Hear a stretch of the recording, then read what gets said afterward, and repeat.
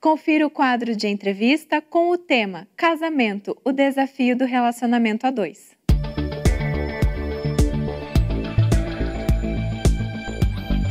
Olá, começa agora o nosso quadro de entrevistas. E é uma alegria saber que o que nós estamos fazendo aqui interessa de perto a você.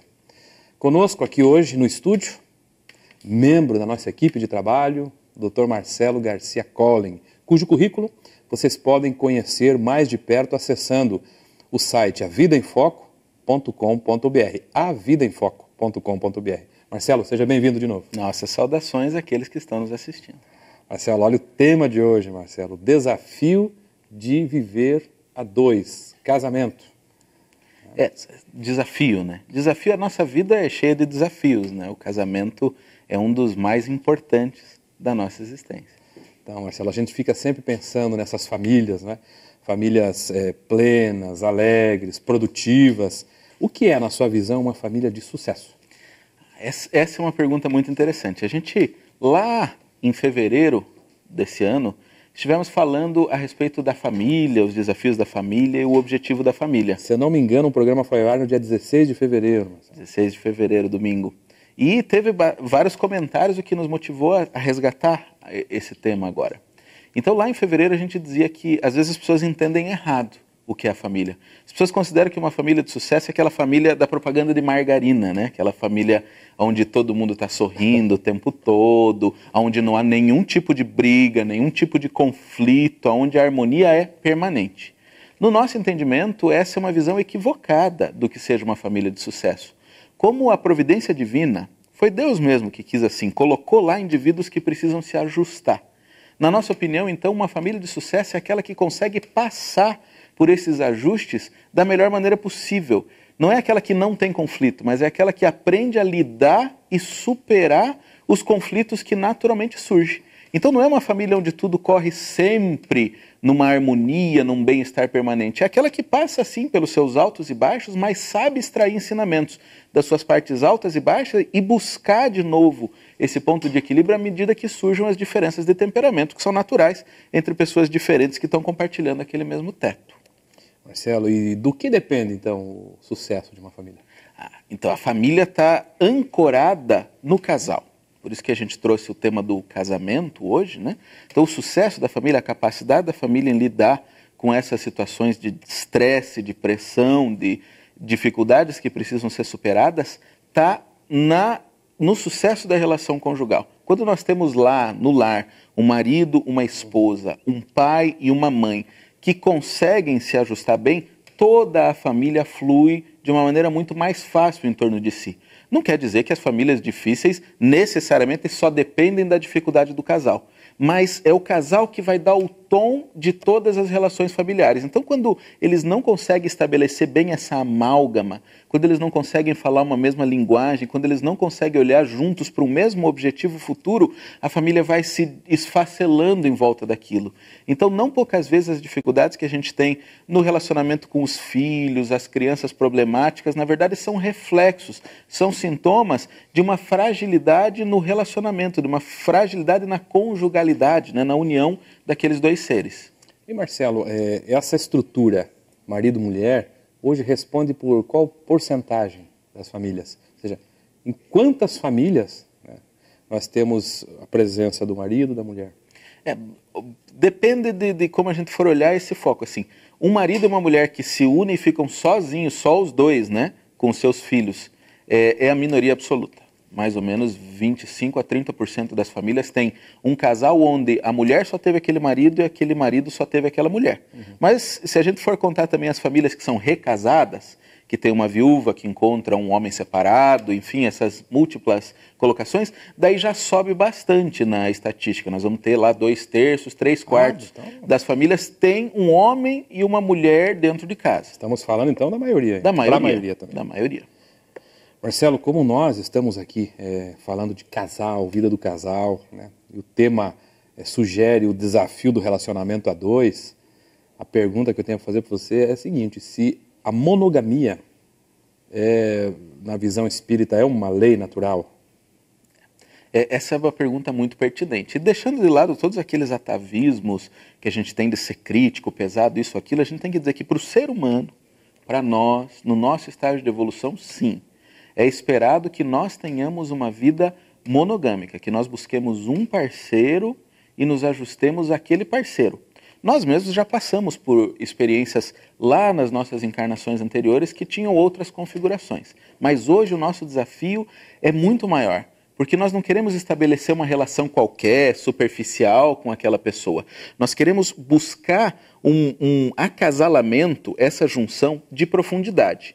E essa junção, para poder ser profunda, ela exige muitos ajustes, porque nós não funcionamos como chave e fechadura. Nós temos diversas rebarbas, diversas coisas que o ajuste de um ao outro depende de muitos jogos. Então eu fico imaginando, se é difícil um homem se ajustar ao seu parceiro, à sua esposa, aquela pessoa que ele elegeu para estar com ele a vida inteira, imagine se nós tivéssemos diversos. É impossível fazer esse ajuste. Então, do ponto de vista psicológico, é muito menos desafiador do que muitos, porque daí a gente não vai buscar fugas nesses relacionamentos. Não, nós temos que ir à profundidade com uma pessoa. Por isso que Deus quis assim, para que nós pudéssemos buscar o máximo de profundidade com aquela uma pessoa. Então, é uma dessa vez. Sim, a monogamia faz parte dos nossos desafios nessa nossa vida atual.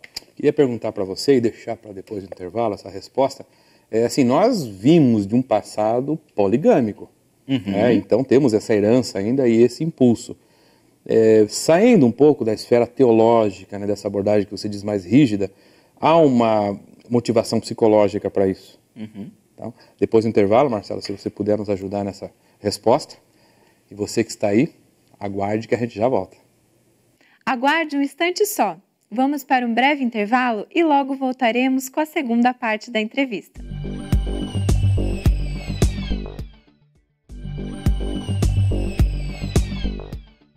Retornamos com a segunda parte da entrevista de hoje, com o tema Casamento, o desafio do relacionamento a dois. Ok, estamos de volta e é uma alegria, Marcelo, porque o intervalo, né, é sempre rápido e a gente não perde o pique. Tínhamos falado, antes desse breve intervalo, a respeito do nosso atavismo, da nossa herança poligâmica. Por que nós, no passado, escolhíamos vários parceiros? O que nos motivava, Marcelo? Isso está dentro da evolução natural das espécies, né, pelo tempo. Então, houve essa história no nosso desenvolvimento até aqui, que para que houvesse a maior variabilidade possível, era preciso haver a maior mistura possível. Então, por isso que no reino animal, no reino vegetal, não existe nenhum tipo de exclusividade. Daí claro que os animais também foram evoluindo, e vários animais têm lá um único parceiro para a vida toda. Mas esse não é o fato. O fato é que na natureza se observa mesmo as espécies trocando carga genética para poder garantir a subsistência. Mas o ser humano é diferente, porque nós não estamos falando apenas de uma necessidade genética, mas de uma necessidade energética. E nós precisamos de intimidade para podermos nos alimentar. Sim, a gente tem fome disso mesmo, a gente tem necessidade. Aliás, tem muita gente morrendo por aí desnutrida emocionalmente, psiquicamente.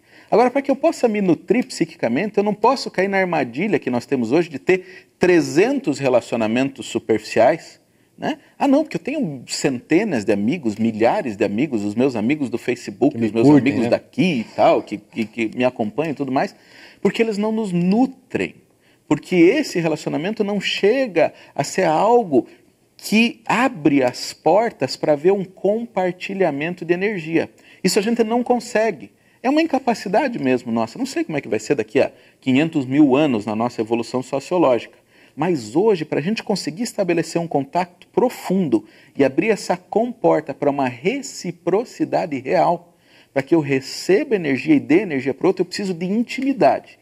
Para a intimidade eu tenho que ter convivência, abertura e profundidade do relacionamento. Por isso que a monogamia é o mais natural nesse momento, porque com uma pessoa, ao longo do tempo, eu consigo ir aprofundando esse relacionamento a tal ponto que eu consiga atingir essa fonte. É como se a gente fosse perfurando um solo, né? Buscando a água que está lá no lençol freático no fundo. Então eu vou descendo, descendo, descendo, descendo, até que uma hora eu consigo me nutrir. Então os relacionamentos sociais que a gente tem E esses relacionamentos de superfície que muitos casais têm não chegam a ser nutritivos. E eles não conseguindo achar essa seiva nutritiva do amor, às vezes vão se jogando a outros relacionamentos, não sabendo que com isso superficializam mais ainda a sua relação. Então, se você está se sentindo ainda só, está se sentindo necessitado dessa companhia, é porque você não conseguiu aprofundar. Não é porque você precisa de outras pessoas para conseguir isso. É porque você não conseguiu entrar e conseguir essa conexão profunda com outro indivíduo. Então a monogamia passa a ser uma necessidade. Eu não consigo estabelecer isso com diversas pessoas. Então eu preciso daquele que é a minha fonte nutriz. É quase como tomar muita água salgada para querer matar a sede também, né, Marcelo? Que dá mais sede ainda. Dá mais sede ainda. Então, você falou da monogamia. Como é que se dá, isso você pode buscar nas fontes da doutrina espírita, né? Como é que se dá a escolha do parceiro, Marcelo? Porque aquela pessoa em especial. As pessoas se perguntam, né? Nós somos destinados uns aos outros, né? Há alguma determinação divina em que eu vou encontrar?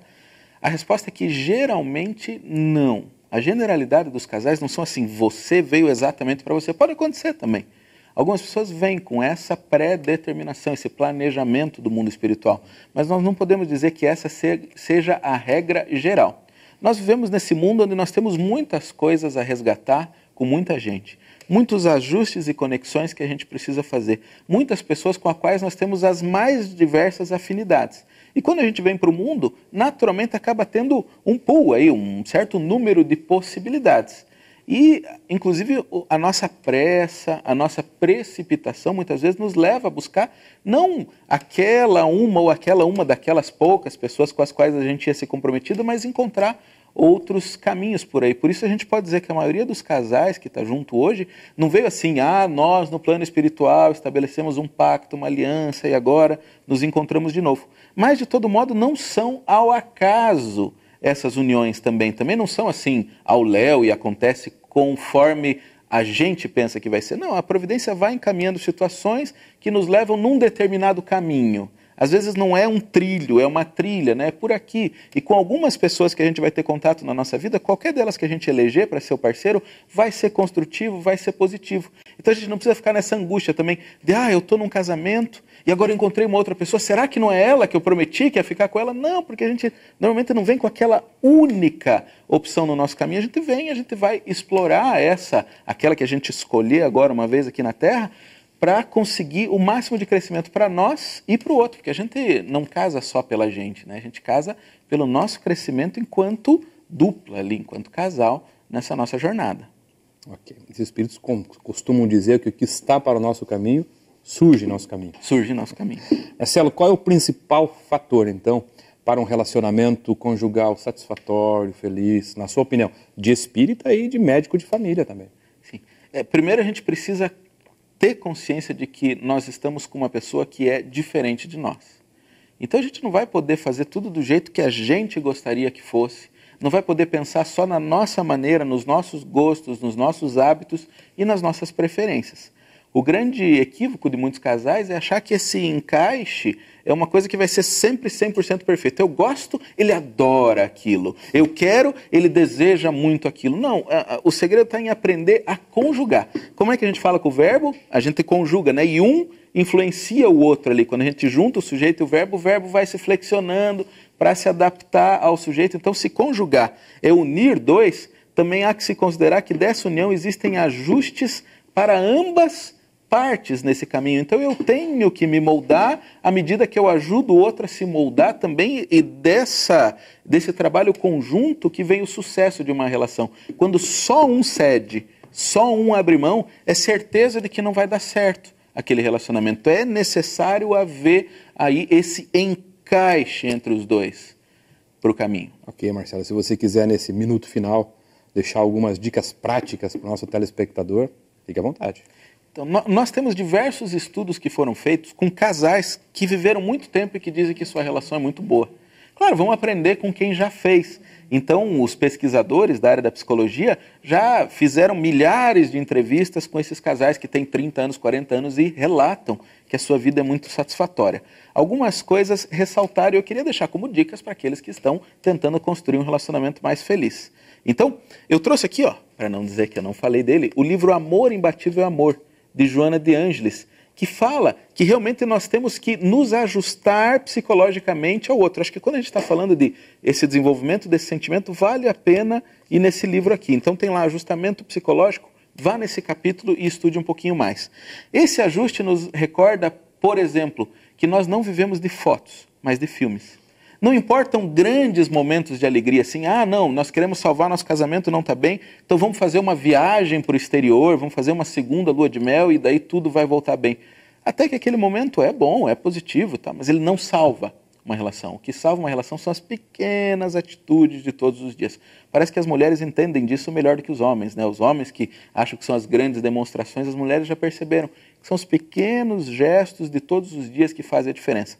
Mas a principal é isso, nós somos iguais e diferentes ao mesmo tempo. Que nós temos que nos tratar de uma maneira igualitária. Eu tenho que respeitar as opiniões do outro, entender que o outro também participa das decisões, compartilhar as tarefas, as obrigações, enfim, e tentar nos tratar de uma maneira igualitária. Mas nós somos diferentes, preservando as especificidades de um e de outro. Olha que interessante, as pesquisas dizem que 90% dos casais consideram que é importante manter a individualidade. E de outro lado, 90% dos casais, quando vão tomar uma decisão, parte do pressuposto que o outro concorda com ele. Desejam mesmo que ele, assim não tem como dar certo esse relacionamento. Então nós temos que superar algumas dessas coisas. Mas só o real desejo de servir a outra pessoa é que pode garantir um relacionamento de sucesso. Não me servir do outro, não usar o outro para completar as minhas deficiências psicológicas, mas usar aquilo que eu exubero para auxiliar e confortar o outro na caminhada. Esse é o maior segredo naquelas pesquisas que fizeram dos relacionamentos duradouros. São as pessoas que querem se dar, querem se entregar e querem ajudar o outro. E quando o outro pode oferecer de volta, melhor ainda. Mas se ele não pode, eu me sinto satisfeito nessa minha tarefa. E Marcelo, muito obrigado. Muito obrigado pela sua disposição, pela lucidez, por trazer a sua experiência aí como médico também, como espírita sobretudo. E a você que nos acompanhou, nossa gratidão. Fique conosco, porque o programa continua.